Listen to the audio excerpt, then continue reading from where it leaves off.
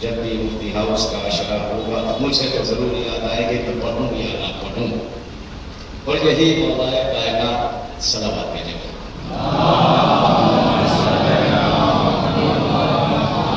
مولا کائنات کا بھی یہی کردار ہے، اور حدیث ہے کہ جب تک زندہ رہو لوگ تم سے ملاقات کے لیے آتے رہے، اور جب دنیا چھوڑ کے چلے جاؤ تو دنیا تمہیں یاد کر کے روئے۔ یہی تو مولا نے فرمایا ہے۔ ایسی زندگی نہ گزارو دنیا کے جانے کے بعد لوگ کہے اچھا ہوا مر گیا، بلکہ ایسی زندگی گزارو نہیں اگر اور رہتا تو کتنا اچھا ہوتا۔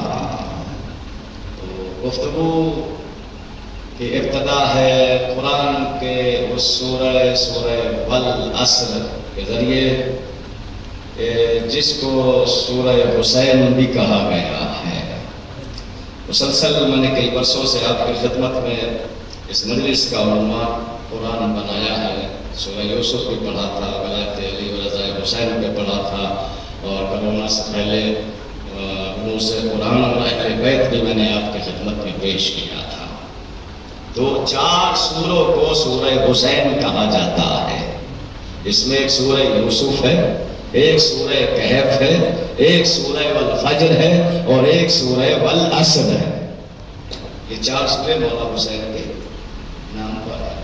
کہ کوئی نہ پڑھے تفسیر اور آیتیں تو پھر میں اس کا تو ذمہ دار نہیں، لیکن مفسر قرآن نے لکھا ہے کہ 4 سوروں کو سورہ حسین کہا جاتا ہے۔ تو ذرا سوچئے، جس کے پودے کی شان میں 4 سورے آ جائے، اس کے دادا کیا کہنا۔ تو والعصر ان الانسان لفی خسر، واو جو ہے وہ قسمیہ ہے۔ واو عربی میں قرآن میں قسم کے لیے اللہ نے چند الفاظ استعمال کیے ہیں، جس میں ایک واو بھی ہے جو قسم کے لیے، جی والتین والزیتون والضحیٰ، جی یہ سب واو کے لیے 4 لفظ ہے۔ واللہ، باللہ، تاللہ، للہ، یہ 4 لفظ عربی میں قرآن میں قسم کے لیے استعمال ہوتے ہیں۔ اگر کوئی بھی انسان یہ کہے کہ واللہ میں کل سے جھوٹ نہیں بولوں گا، اور بول دیا تو اس پہ کفارہ واجب ہے۔ اب اللہ کی قسم کھاؤ، مولا کی قسم کھاؤ، یہ شرعی قسم نہیں مانی جاتی۔ قرآن کی قسم یہ ہے واللہ، باللہ، تاللہ، للہ، 4 لفظوں سے اللہ نے قسمیں کھائی ہے قرآن میں۔ اور ان 4 لفظوں سے آپ کائنات کا کوئی بھی ایک لفظ بنائے وہ صحیح معنی نہیں دے گا، الا ایک لفظ کے بطول۔ اگر بطول بنائیں گے 4 لفظوں سے، باللہ، تاللہ، للہ، واللہ، اگر بطول بنائیں گے تو پھر بطول معنی دے گی۔ اب سمجھ میں نہیں آ رہا، اللہ نے بطول کے حرفوں کو توڑ کے کیوں قسم کھائی؟ اچھا، اللہ کو قسم کھانے کی ضرورت کیا ہے؟ اگر قسم بھی نہ کھائے، ایسے ہی کہہ دے کن یا فکن، تو ہو جائے گا یا نہیں ہو جائے گا؟ بھئی قسم تو یقین دلانے کے لیے کھایا جاتا ہے۔ آپ سے کسی بات کے لیے کہا جائے تو آپ فوراً جو ہے، اور یہ شریعت اور حدیثوں میں بھی اور قرآن میں بھی ہے جو ہے کہ سب سے پیاری چیز کی قسم کھائی جاتی ہے۔ جو انسان کے نزدیک سب سے پیاری چیز ہوتی ہے، انسان اس کی قسم کھاتا ہے۔ اللہ کو کیا ضرورت ہے قسمیں کھانے کی؟ اس لیے کہ کافر کو یقین نہیں ہوگا اور مومن کو قسم کی ضرورت نہیں ہے۔ غور نہیں کیا آپ نے؟ صلوات پڑھے محمد والے محمد اللہ صلی اللہ علیہ وسلم۔ اس سے بہتر صلوات پڑھے محمد والے محمد۔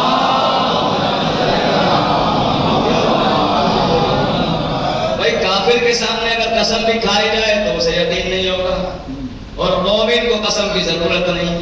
تو اللہ کو کیا پڑی تھی قسمیں کھانے کی؟ اللہ تو اگر ایسے ہی کہہ دے تو تم مانو یا نہ مانو، وہ زبردستی منوا لے گا۔ لیکن زبردستی اس لیے نہیں کرتا کہ قرآن میں ایک آیت رکھی، آیت الکرسی میں، لا اکراہ فی الدین۔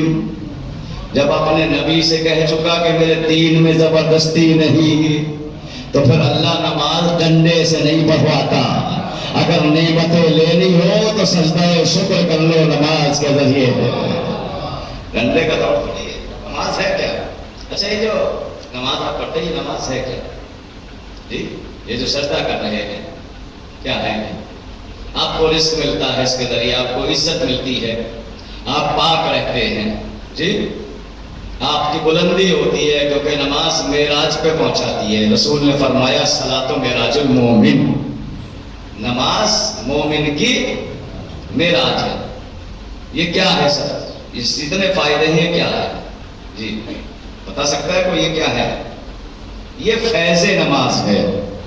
کیا ہے؟ فیض نماز ہے، یہ مقصد نماز نہیں ہے۔ کسی نے نماز پڑھی، اس کو رزق ملا، روزگار ملا، صحت ملی، تندرستی ملی، بیماری سے نجات ہوئی، عزت ملی، شہرت ملی، یہ سب فیض نماز ہے، مقصد نماز نہیں ہے۔ توجہ کیجیے گا جملے کا، یہ سب فیض نماز ہے، مقصد نماز نہیں ہے۔ مقصد نماز کیا ہے؟ مقصد نماز ہے اطاعت خدا۔ نہیں غور کیا آپ نے؟ بھائی آپ نے نماز پڑھی، آپ کو رزق ملا، شہرت ملی، عزت ملی، یہ ہے فیض نماز۔ مقصد نماز یہ نہیں، مقصد نماز ہے اطاعت خدا۔ ملے یا نہ ملے پڑھی جائے گی، پڑھنی پڑے گی۔ جس کا مقصد اطاعت خدا ہوتا ہے، پھر اگر وہ انگلی سے اشارہ کرے تو اس کی نماز کے لیے ڈوبا ہوا سورج پلٹ کے آتا ہے۔ سلام بر محمد والے۔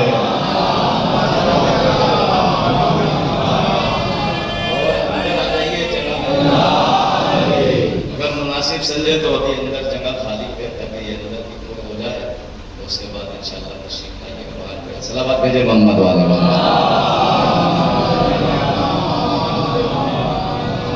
ایک اور صلوات بھیجے محمد والے۔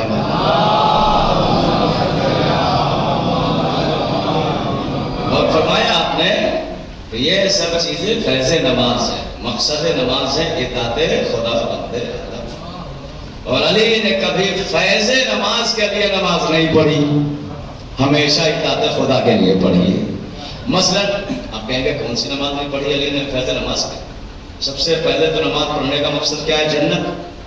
انسان کے دل میں تمنا رہتی ہے نا، نماز پڑھوں، زیادہ سجدے کروں تو مجھے جنت ملے گی۔ لیکن کیا علی نے جنت کے لیے نماز پڑھی ہے؟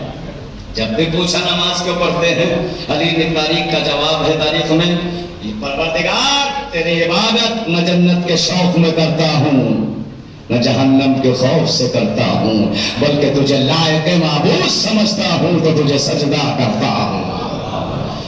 ارے جس کو علی جیسا مولا سجدہ کرے، اس خدا کا کیا کہنا، فرمایا علی کا کیا کہنا۔ تو مقصد مجلس کیا ہے؟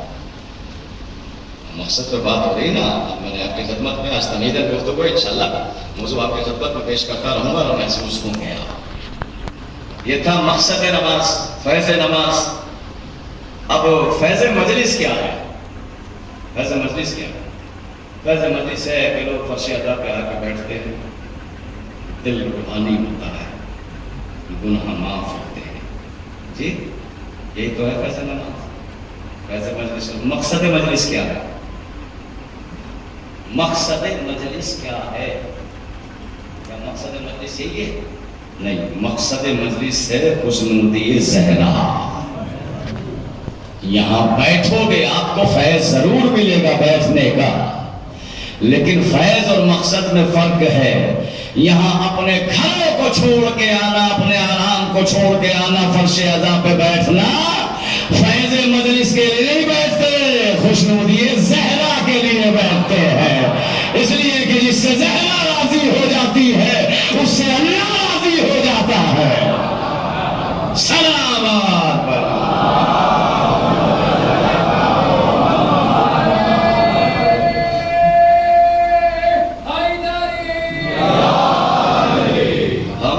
کے لالچ میں نہیں کرتے تو اللہ قسم کیوں کھا رہا ہے؟ اللہ کو کیا ضرورت تھی قسم کھانے کی؟ بہت ساری قسمیں اللہ نے کھائی ہے، یہ قسم نہیں کھائی، بہت ساری قسمیں کھائی۔ والتین والزیتون وطور سینین، زیتون کی قسم، پھل ہے نا زیتون، تو تین کی قسم، تین کے پھل انجیر، طور سینین پہاڑ کی قسم۔ کچھ کیا ہوگا انہوں نے تبھی تو لائق قسم بنے۔ اللہ کو قسمیں کھانے کی ضرورت نہیں، بلکہ اللہ جس کو عظیم بنانا چاہتا ہے، عظمت بنانا چاہتا ہے، اس کی قسم قرآن میں کھا لیتا ہے۔ جی جی، کیا کیا تھا تین نے بھیا؟ زیتون نے کیا کیا تھا جسے آپ کھاتے ہیں؟ کچھ نہ کچھ تو کیا ہوگا، جب آپ تفسیریں پڑھیں گے تو آپ کو معلوم ہوگا۔ تین اور زیتون نے کیا کیا تھا؟ جب جناب آدم اور حوا کو زمین پہ اتارا گیا اور وہ برہنہ ہوئے اور ان کو شرم آئی، تو رفاعت اور تفسیروں میں یہ ہے کہ تین اور زیتون کے پتے اڑ کر جناب آدم اور حوا کی شرمگاہ سے سمٹ گئے، اور یعنی کہنے کا مقصد جناب آدم اور حوا کے عیب کو ڈھک لیا۔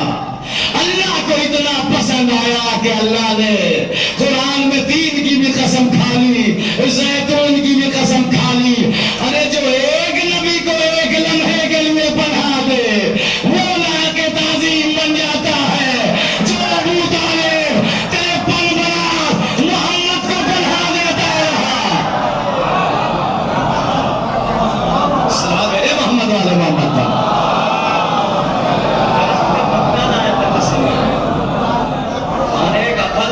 قسم ہے جی، وہ اللہ جو قسم کھاتا ہے کسی کو عظیم بنانے کے لیے قسم کھاتا ہے۔ اللہ نے یہاں قسم کھائی وَالْعَصْرِ إِنَّ الْإِنسَانَ لَفِي خُسْرٍ، زمانے کی قسم، سارے انسان گھاٹے میں، سارے کہا میں نے کیونکہ کثرت گھاٹے میں، وَالْعَصْرِ یعنی تمام انسان گھاٹے میں ہے۔ پروردگار جب یہ انسان گھاٹے میں ہی تھا تو اسے پیدا کیوں کیا؟ اس لیے کہ اللہ جس کو خسارے میں کہہ دے، اب اگر وہ دولتیں جمع کر کے یہ کہے کہ میں فائدے میں ہوں تو اس کی غلط فہمی ہے، یہ دولت اس کے کام نہ آئے گی، خدا جس کو گھاٹے اور نقصان میں کہہ دے۔ پروردگار کہہ رہا ہے وَالْعَصْرِ إِنَّ الْإِنسَانَ لَفِي خُسْرٍ، زمانے کی قسم، انسان گھاٹے میں کھا بھی رہا قسم زمانے کی، جس زمانے میں فرعون بھی رہتا ہے، نمرود بھی رہتا ہے، شداد بھی رہتا ہے، کافر بھی رہتے ہیں، مشرک بھی رہتے ہیں، کہ جب ہم مطلقاً قسم کھائیں گے تو آ تو جائیں گے سب اس میں، فرمائیے گا اس میں سب آ جائیں گے نا۔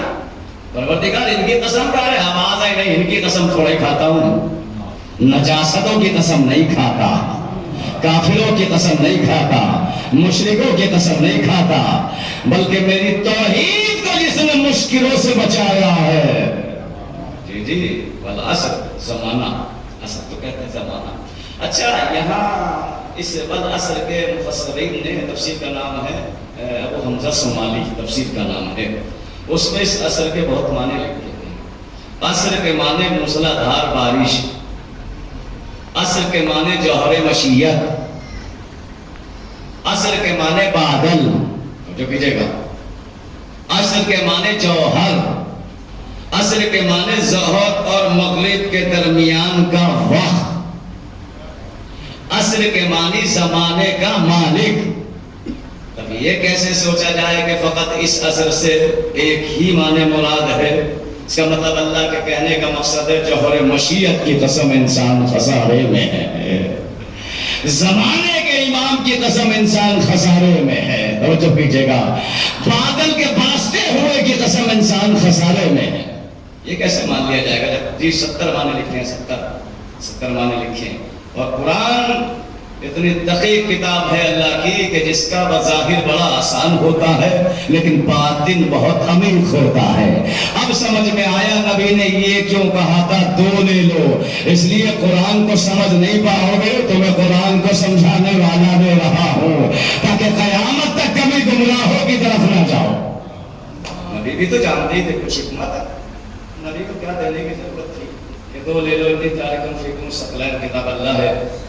اچھا، جہاں یہ ساری بات تھی کہ گمراہی سے بچانا تھا، گناہوں سے بچانا تھا، نیکیوں کی طرف توجہ کرنا تھا، نبی جان رہے تھے کہ یہ میرے امت، یہ میرے بندے سارا نیک کام کر کے حساب و کتاب کے لیے جائیں گے۔ نبی مستقبل دیکھتا ہے۔ جی 2 چیزیں کیوں دی ہے، توجہ کیجئے گا جملے پر۔ بھئی جہاں دنیا کا معاملہ ہے، دنیا میں نیکی ہوگی، عمل صالح ہوں گے، اور ہونے کے بعد بھی پھر ڈائریکٹ آپ تھوڑے چلے جائیں گے جنت پہ چلے جائیں گے؟ کوئی ہے ایسی روایت؟ جی ہے نہیں، امتحان ہوگا، محشر ہوگا، قیامت ہوگی، اور امتحان ہونے کے بعد اس کے بعد بھی آپ کو ڈائریکٹ جنت میں نہیں بھیجے گا کہ دروازہ کھلا ہے جنت کا چلے جاؤ۔ اللہ نے معیار بنایا ہے پل صراط کو، کہ اب جو جنت میں جانا چاہتا ہے وہ اس پل پہ بیلنس بنا کے آئے۔ جتنا باریک پل ہوگا بیلنس کا ہونا ضروری ہے۔ نبی کے ذہن میں تھا میری امت پل صراط سے گزرے گی، کیوں نہ ایسی چیز دی جائے کہ جس کا بیلنس برابر ہو۔ ہم نے دیکھا کائنات میں دو ہی چیزیں تو برابر ہے، یا قرآن برابر ہے یا اہل بیت برابر ہے۔ صلوات علی محمد والے محمد۔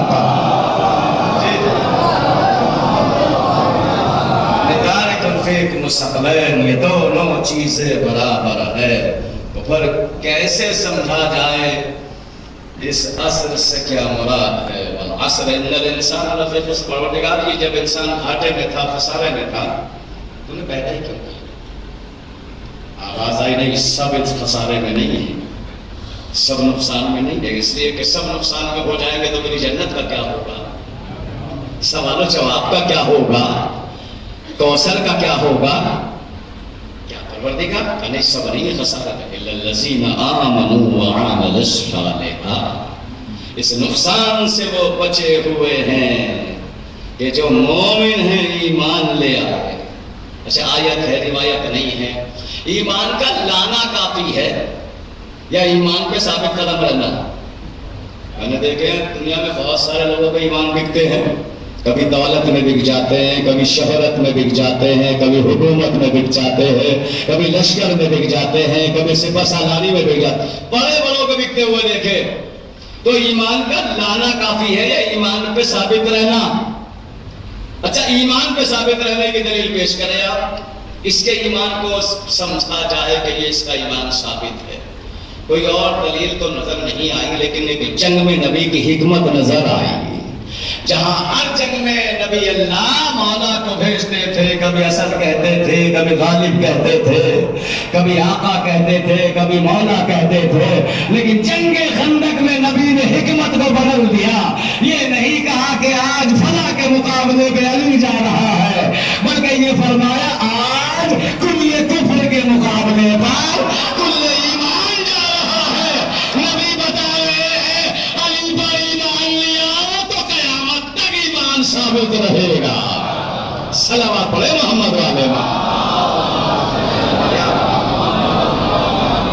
سب بہتر صلوات بھیجے محمد۔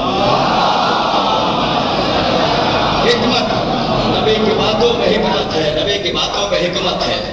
جی جہاں بھی نبی نے فرمایا حکمت سے کام لیا۔ ایک اور سناؤں آپ کو نبی کی حکمت، بہت مشکل معروف ہے۔ نبی نے فرمایا یا علی انتا یاسوب الدین، تو دین کا یاسوب ہے۔ جب آپ لغت میں جائیں گے عربی کی تو یاسوب کہتے ہیں مکھیوں کے سردار۔ اس کو کہتے ہیں مکھیوں کے سردار کو۔ کیا تشبیہ دی ہے اللہ کے نبی نے مولا سے؟ جی کہیں قدیر میں مولا بنایا، کہیں وسیع بنایا، کہیں خلیفہ بنایا، اور یہ کہتے ہیں یا علی انت یاسوب الدین، دین کا یاسوب ہے۔ سمجھ میں نہیں آیا مکھیوں کے سردار سے تشبیہ کیوں دی ہے؟ جی مکھیوں کے سردار سے تشبیہ کیوں ہے؟ لیکن ایک تفسیر میں جب پڑھا تو پھر سمجھ میں آ گیا، کیونکہ نبی بغیر حکمت کے کچھ بولتے نہیں ہے۔ نبی کی زبان سے جو بھی الفاظ نکلتے ہیں یا تو امت کے لیے حدیث بنتی ہے یا قرآن کی آیتیں ہوتی ہے۔ جب ہم نے نہج البلاغہ میں جائیے گا آپ کو مل جائے گا مکھیوں کی پوری ڈیفینیشن۔ جی انسان غور نہیں کرتا، اللہ نے ایسی ایسی چیزیں دنیا میں اس کے لیے بنائی ہے کہ یہ فکر کرے، یہ تفکر کرے۔ اگر فکر و تفکر کرے تو ایک منٹ میں اللہ سمجھ میں آ جائے گا۔ لیکن یہ دیکھتے ہیں ہم نے مدھومکھیوں کا نہج البلاغہ میں پڑھا کہ اس کے سسٹم کو دیکھا، اس کے گھر کو دیکھا، اس کی محنتوں کو دیکھا، ان کی وفاداریوں کو دیکھا، ملا کہ مکھیوں کا ایک سردار جس کو یاسوب کہتے ہیں عربی میں، وہ دروازے پہ بیٹھ جاتا ہے اور اس کا کام یہ ہوتا ہے کہ جو مکھی کڑوا شہد لے کے آئے کے آئے، نجی شہد لے کے آئے، تو سردار کو اتنی اتھارٹی ہوتی ہے اسے وہی قتل کر دیتا ہے. کیوں؟ تاکہ جس میں اللہ نے شفا رکھی ہے وہ زہریلی شے نہ بن جائے. اب سمجھ میں آیا اللہ کے نبی نے علی کو یعصوب کی تشبیہ کیوں دی. نبی کے کہنے کا مقصد ہے جب تک علی دین اسلام میں ہے نہ اسلام میں نجاستیں داخل ہوگی نہ اسلام میں حرام کام داخل ہوگا. صلوات پڑھے محمد والے محمد پر.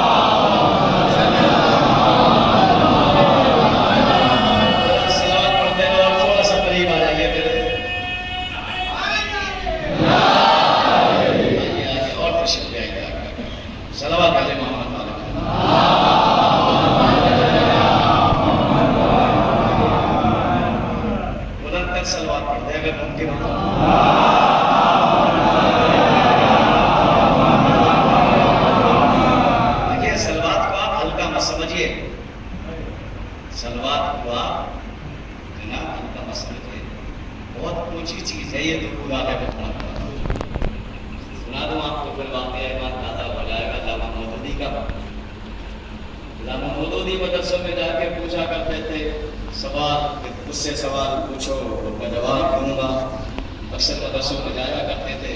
ایک روز ایک مدرسے میں پہنچے تو وہاں بھی یہی سوال کیا جو سوال کرنا مجھ سے پوچھ جواب دوں گا. جب سارے بچوں نے سوال کر لیا پیچھے سے ایک بچہ کھڑا ہوا انگلی کا اشارہ کر کے علامہ مودودی میرا بھی سوال ہے کرو آپ بھی. تو یہ بتاؤ اللہ اس وقت کیا کر رہا ہے؟ اللہ اس وقت کیا کر رہا؟ علامہ مودودی جیسا مفسر قرآن تو خاموش ہو گئے. کہنے لگا تفسیر کے بارے میں پوچھو، آیت کے بارے میں پوچھو، روایت کے بارے میں پوچھو، نزول کے بارے میں پوچھو. تو عجیب سوال کرتی ہے. بچہ کہتا میں بتا دوں اللہ اس وقت کیا کر رہا ہے. علم میں اضافہ ہوگا. بچے نے خوش ہو کے کہا اللہ اس وقت آل محمد پہ درود بھیج رہا ہے. قرآن کی آیت پڑھی ان اللہ وملائکتہ یصلون علی النبی یا ایھا الذین آمنوا صلوا علیہ وسلموا تسلیما. اگر مومن ہو صلوات بھیج کے دلیل پیش کیوں نہیں کرتے ہو؟ صلوات علی محمد علی محمد. بلندر بڑے بلندر. اگر مومن ہو، میں نہیں کہہ رہا قرآن کہہ رہا اگر مومن ہو، اس لیے کہ آل محمد پہ صلوات درود وہی پڑے گا جو مومن ہوگا. اگر مومن ہو تو بھیجو.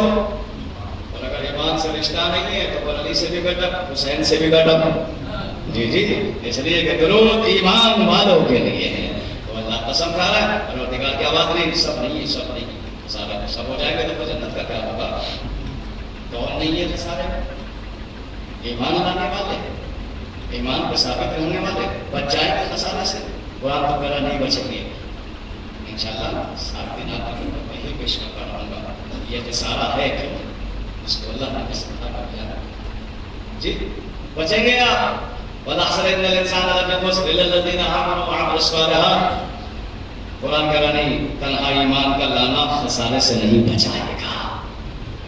اگر کوئی یہ خوش ہے کہ علی کو مولا مانتا ہوں، علی تو میرا ایمان ہے کہ میں خسارے سے بچ جاؤں گا، تو غلط فہمی ہے. قرآن کہہ رہا ہے قرآن جی الَّذِينَ آمَنُوا وَعَمِلُوا الصَّالِحَاتِ. مومن تو بہت پکا ہے، وقت پہ نماز ہی نہیں پڑھتا، رمضان میں روزہ ہی نہیں رکھتا. بڑی کڑوی سی معلوم ہوتی ہے جب یہ باتیں ہوتی ہے.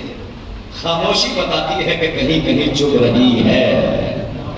جی عبادت سے بڑا گہرا رشتہ ہے آل محمد کا عزیزو، بہت گہرا رشتہ ہے.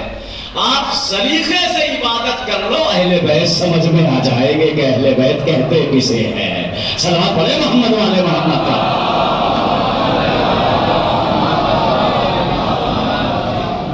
اچھا لوگ جو ہے توضیح مسائل کو اور فقہ کو اہل بیت سے الگ کر دیتے ہیں. اکثر کہ نہیں فضیلت اہل بیت الگ ہے اور توضیح مسائل اور فقہ کی کتابیں جس میں مسائل ہوتے ہیں وہ الگ ہے.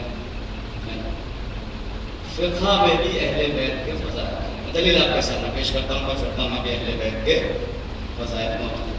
ایسا نہیں ہے کہ سب توضیح مسائل یا فقہ میں جو ہے بس مسائل ہی مسائل ہیں. نہیں، وہاں بھی اہل بیت کے دیکھیں شریعت کا قانون ہے، بہت ساری جگہ شریعت کا یہ حکم ہے کہ نماز کو تاخیر سے پڑھا جائے. شریعت کا بہت سارے مقامات پہ یہ حکم ہے کہ نماز کو تاخیر سے پڑھا جائے. آپ کہیں گے کون سی جگہ؟ ہاں، اگر کوئی سفر کر رہا ہے تو نماز کو تاخیر سے پڑھے تاکہ قصر ہونے سے پہلے اپنے مقام پہ پہنچ جائے، اور بجائے آدھی کے پوری پڑھے. اس چکر میں نہ رہے کہ میں گھر سے نکلا کہیں قیام ہوا کہ بھیا 4 کی 2 رکعت. جی شریعت کا قانون. شریعت کا دوسرا قانون ہے، اگر کوئی ماں ہے شیر خوار بچے کو دودھ پلاتی ہے جی، اور نماز کا وقت بھی بچے کو بھوک لگی ہے، تو شریعت یہ کہتی ہے پہلے بچے کو دودھ پلاؤ. شریعت یہ کہتی ہے پہلے بچے کو دودھ پلاؤ، اس کے بعد نماز پڑھو. اگر کوئی بیٹا مستحب نماز پڑھ رہا ہے اور باپ کو ضرورت ہے تو پھر واجب ہے بیٹے پہ کہ مستحب نماز توڑ کر باپ کی آواز پہ لبیک کہے. شریعت کا قانون نہیں ہے جی، شریعت کا قانون باپ کی آواز پہ لبیک کہے، یہ شریعت کا قانون. نبی نماز بیٹھے تھے مسجد پہ، ابی ابن کعب، یہ ساری اہل سنت میں آپ کو روایت مل جائے گی بخاری شریف کی. ابی ابن کعب رسول مسجد میں نماز پڑھ رہے تھے. نبی مسجد میں پہنچے، اللہ کے نبی کی ضرورت. ابی سے کہا، نبی نے کہا یا ابی، سنی نہیں. پھر دوبارہ نبی نے یا ابی، تجھے نبی آواز دیتا ہے. ابی نے اپنی نماز کی رکعت پڑھی. تیسرے پھر دوبارہ یا ابی، جو نبی بلا رہا ہے. ابی نے جلدی سے اپنی نماز کو تمام کیا، تمام کر کے ہاتھوں کو جوڑ کے نبی کی خدمت میں پہنچے.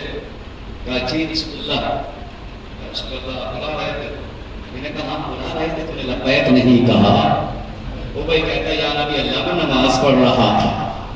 نبی نے فرمایا ابی تجھے نماز کس نے سکھائی؟ یہ نماز کس نے سکھائی؟ یا رسول اللہ آپ نے. یہ بتا نماز پڑھ کس کے لیے رہا؟ نماز میں میرا نام ہے یا نہیں؟ تشہد میں تو یا نبی اللہ آپ کا نام ہے. نبی نے فرمایا، چلا لایا نبی کے چہرے پہ ابی، دیکھو جب نبی بلائے تو نبی کی آواز پہ نماز توڑ کے لبیک کہنا واجب ہے. اس لیے کہ نبی کی آواز میں زندگی ہے. نہیں پہنچے آپ کے ذہن؟ نبی کی آواز میں حیات ہے.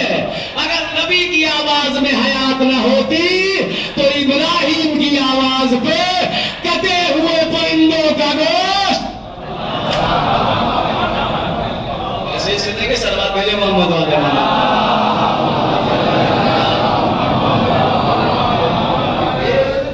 آپ تھک رہے ہیں یا میں تھک رہا ہوں؟ صلوات بھیجے محمد.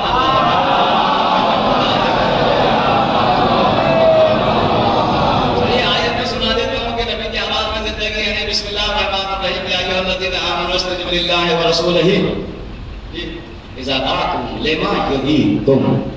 اے ایمان والو، جب تمہیں اللہ اور اللہ کا رسول بلائے تو اس کی آواز میں لبیک کہو. کیوں کہو؟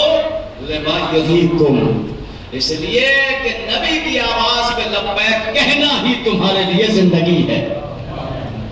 نبی کی آواز پہ لبیک کہنا ہی تمہارے لیے زندگی ہے. مجھے نہیں معلوم، تاریخ آپ تلاش کریے گا. جنگ احد میں نبی بلاتے رہے، لوگ چھوڑ کے جاتے رہے. مجھے نہیں پتا مردہ ہے یا زندہ ہے. صلوات بھیجے محمد والے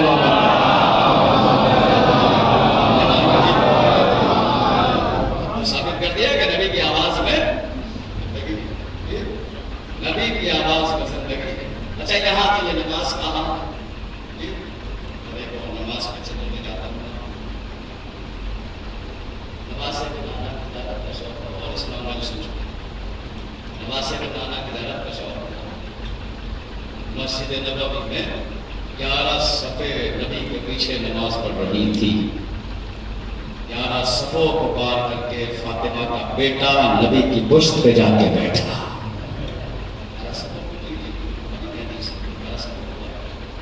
لوگ کہتے ہیں بچپنے کی خصلت تھی، بیٹھ گئے. نہیں، اگر بچپنے کی خصلت سے حسین نانا کی پشت پہ بیٹھتے تو پہلی صف کی پشت پہ بیٹھ جاتے، دوسری صف کی پشت پہ بیٹھ جاتے. بیٹھنا ہی تو تھا، 11 صفوں کو پار کر کے جانا. یہ بچپن کی خصلت کا مزاج نہیں ہے، امامت کا مزاج ہے. اس لیے جو حسین کا بابا دوش رسول پہ کھڑا ہو کر بتوں کو توڑ سکتا ہے، کیا اس کا بیٹا پشت پہ نہیں بیٹھ سکتا؟ اچھا، اب آپ کسی کی تعریف نہیں کریے، اس روایت میں دکھائے امام حسین علیہ السلام میں بیٹھے تھے نانا کی پشت پہ نماز کے حالت میں. یہ اس طرح بیٹھے تھے، روح قبلہ یا اپوزٹ.